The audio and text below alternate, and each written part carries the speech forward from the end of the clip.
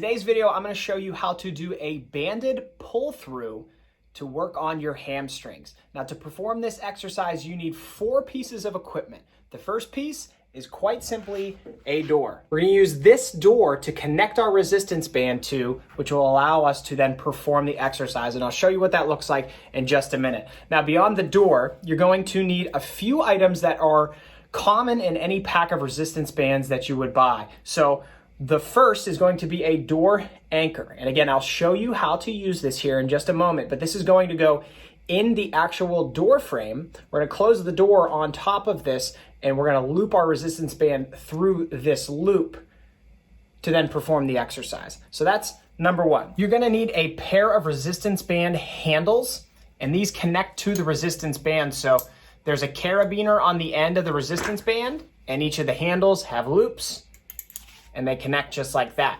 The door anchor is really helpful because it allows you to fix the resistance band to a wall and use it at some different angles that you wouldn't otherwise be able to do. So from high to low, from horizontal, and from low to high. We're gonna use this right at about hip height, and what I want you to do is put the door anchor in the doorway on the hinged side, okay? Not the side with the handle, the side with the hinge. This is gonna go in the doorway. We're gonna close the door on top of it. The loop will be sticking out and the resistance band will be pulling on this door anchor. But since the door is closed on it, it's gonna stay put. If we put it on the handle side, all that resistance would be pulling against the door, and you have the potential for the door to snap open on you, which we certainly don't want that to happen. So make sure you put it on the hinged side, and this is how you do it. This is what it's gonna look like. All right, we've got the loop right here. You hold on to it as you close the door. And just like that, tug on it, that's not going anywhere, and it's right about hip height, which is perfect for performing this exercise. All right, so from here, it's pretty simple. We just bring the resistance band through the loop of the door anchor. You're gonna connect both of the handles, and then from here, we're all set up and ready to perform this exercise. One last thing you're gonna wanna do is make sure that the handles are even with each other. So pull on each of the sides just to make sure these are in alignment, because you want to have equal resistance on both sides.